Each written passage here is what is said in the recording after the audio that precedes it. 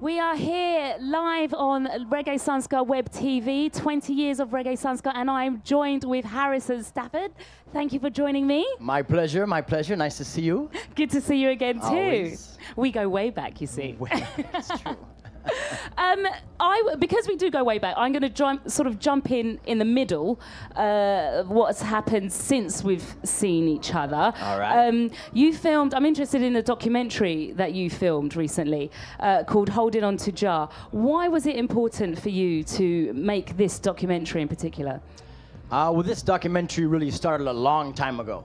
So it started in about 1998, 99. And it was an extension to the history of reggae music course that I was teaching at the university. And I wanted to put together something that, you know, was a very simple and direct history of both reggae music and the Rastafari movement.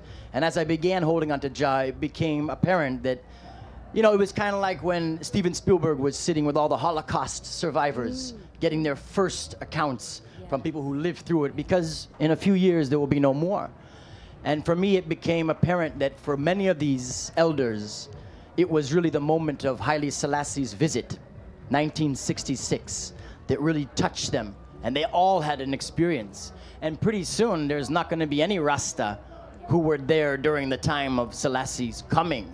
But to me, that was a most beautiful moment. So holding on to Jah is remembering where it's coming from, and holding on to those principles of one love, which is what Rasta brought to the world. Donc la question était, depuis la dernière fois qu'on s'est vu, tu as filmé et sorti un documentaire, Holding On To Jah.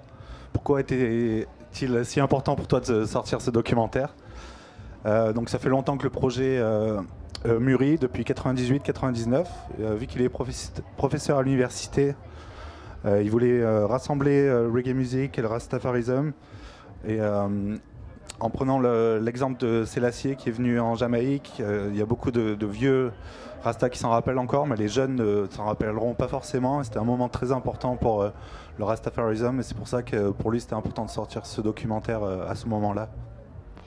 And given your knowledge that you already have of the Rastafari movement, but was there anything else that you learned during the making of the documentary that possibly you didn't know, but having had these experiences and these conversations with these people, did anything new open up to you?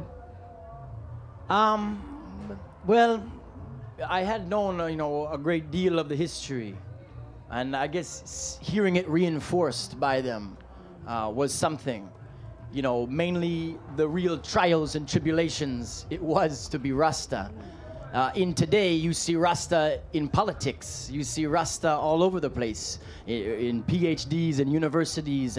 But in those times, you were kicked out of your families and beaten by police and locked up in jail as mad people, and you had to live in the bush to live free. And you see it on them, and that is really in their music.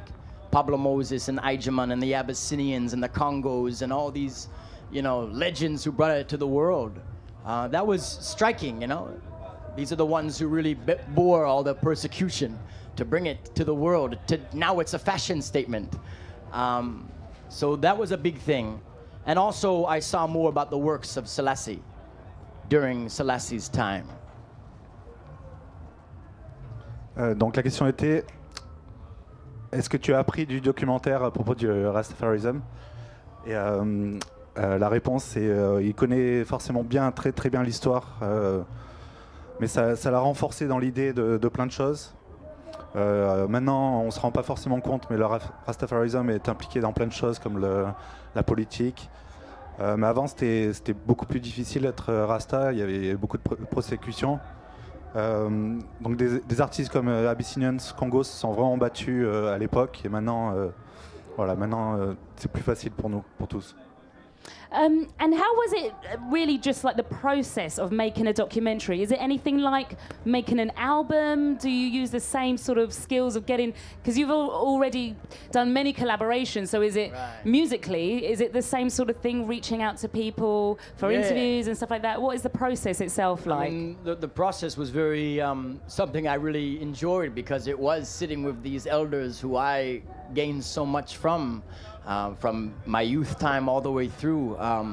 Some of them I knew very well. Yeah. And so it was very easy to talk. And the only thing you had to remind them that, you know, I'm doing a documentary. So I'm asking you some questions that you know I know the answer of. But you need to tell me the answer for this film. Okay. But most of them were really excited because they saw what we were talking about, the history, and they really loved what I was trying to do. Some of them aren't here anymore, Sugar Minott and Joseph Hill, you know, through the years. It is like an album, but this film took 17 years to make, so like a very long album.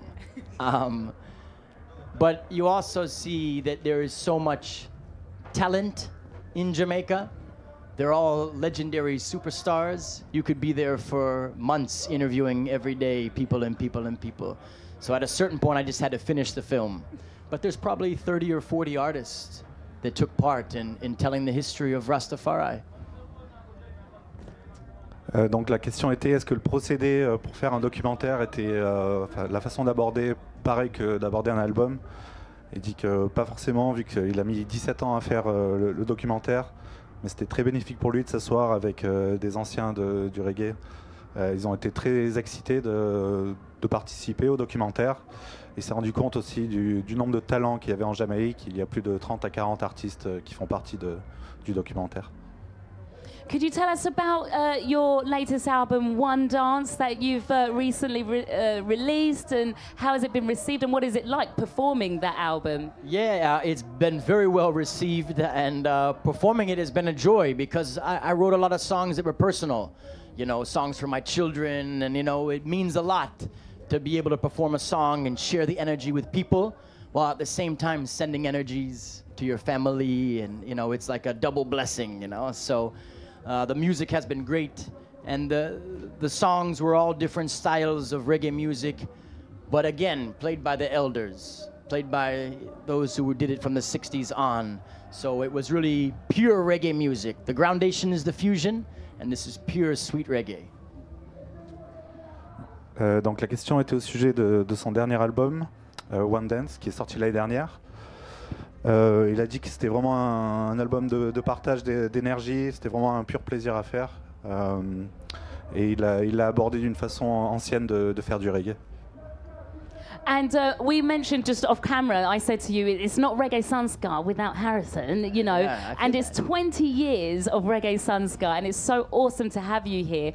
And you've actually made like an album, an anthem for Reggae Sunska, a variation of your One Dance song. Right, you've heard this. Yes, it's Yeah. beautiful. And I mean, what does Reggae Sunska mean to you? And when you were putting the lyrics into this song, what was in your mind at the time? Yeah, I mean, to me, Reggae Sunska is what it is. It's a gathering of like-minded people from all over the area, all over France, all over Europe, all over the world. Through these 20 years, you know, it's grown to being a massive 3-day event. Because you were there very early for Reggae probably Sunska. 12 or 13 years ago was the first time. And so seeing it really come along. But to me, writing the song, thinking about Reggae Sunska, you know, a lot of times you feel isolated, you know, you feel alone, especially when it comes to conflicts with society, with the system as we know it. And reggae music, as we say, talks about Babylon's system. And so to be able to come together and see thousands of people really saying, all right, you know, there is a beautiful future. There is positive energy. And through music and through coming together, yeah, we can really set the foundation in stone for a brighter future. So that's, to me, Reggae Sunska, you know, like groundation, like the music that I do, keeping that dream alive of a beautiful tomorrow.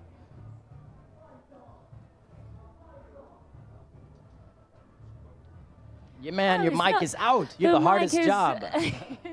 It's not working. It doesn't matter. Oh, well, yes, there we go. Let's Thanks, Will. Sharing the love here. sharing the love, exactly. Tu as enregistré une chanson spécialement pour le Reggae Sunska, Génération Sunska, qui d'autre que toi aurait pu faire ça? T'es vraiment ici depuis très très longtemps. Et la réponse pour lui, c'était c'est vraiment un rassemblement de gens, le Reggae Sunska, de gens qui se ressemblent. Maintenant, c'est devenu quelque chose d'assez énorme. Et c'est très beau de le voir grossir par rapport à la chanson. Il dit tu te sens souvent seul, tu te sens opprimé par le Babylon System et ensemble on peut vraiment créer un futur meilleur pour tout le monde. Brilliant. Well, Harrison, thank you so much for joining us here. It's lovely as always to talk to you. Beautiful. And on this very special occasion, 20 years of Reggae Sunsco, and having your voice just summarize and sum up that, it's a wonderful feeling. So thank you very much for joining us here. Great to see you always. Yeah. Yeah, Reggae Sunska. 20 more years. Exactly. Harrison Stafford, everyone. Thank you, man.